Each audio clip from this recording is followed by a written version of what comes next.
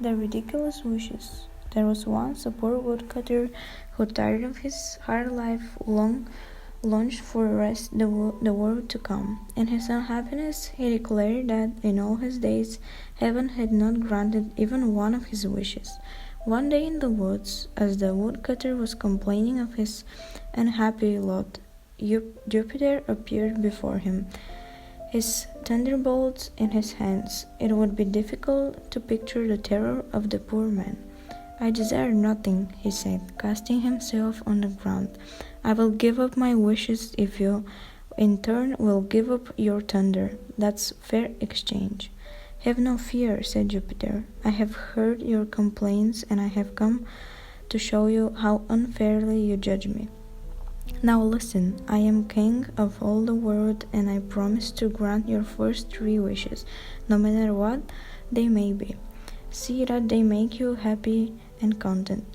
And since your happiness depends on them, think carefully before you make them." With these words, Jupiter returned to his heavens, and the happy woodcutter, taking up his bundle of sticks, hurried to his home. Never had his burden seemed so light. "This is an important matter," he said to himself. "I certainly must have my wife's advice."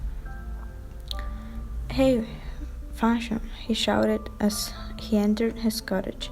"Let us up a good fire. We are rich for the rest of our lives. All we have to do is to make 3 wishes."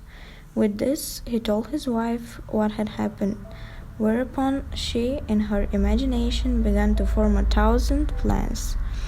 But realizing the importance of acting prudently, she said to her husband, "Please, my dear, let us not spoil anything by our impatience. We must think things over very carefully. Let us put off our first wish until tomorrow. Let us sleep on it." "I think you are right," said he, "but first go draw some of that special wine." On her return, the woodcutter drank deeply and leaned back in his chair before the fire.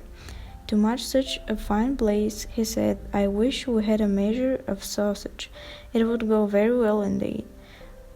Scarcely had he spoken these words when his wife, to her great astonishment, saw a long link of sausage moving over them like a snake from the chimney corner. She cried out in alarm, but realizing at once that this was the result of the wish which her foolish husband had made, she began to abuse and scold him angrily. "When you might," she said, "have a kingdom with gold pearls, rubies, diamonds, fine clothes, and all you wish for is a sausage." "Alas," her husband replied, "I was wrong. I made a very bad choice. I admit my mistake. Next time I will do better." Yes," said his wife, "I will repeat it till doomsday. To make such a choice as you did, you must be a donkey." At this, the husband became very angry and almost wished his wife was dead. "Mankind," he said, "is born to suffer. A curse on this and all sausages. I wish that it was hanging from the end of your nose." The wish heard at once in heaven, and the sausage fastened itself on her nose. She had once been pretty, and to tell the truth, this ornament did not have a very pleasing effect. Since it hung down over her face, however, it interfered with her talking, and this was such an advantage to her husband that he did not think he had wished too badly. "With my remaining wish, I could very well still make myself a king," he said to himself. "But we must think of the queen, too, and her unhappiness if she were to sit on the throne with her new yard-long nose. She must decide which she wants, to be a queen with that nose, or woodcutter's wife with an ordinary person."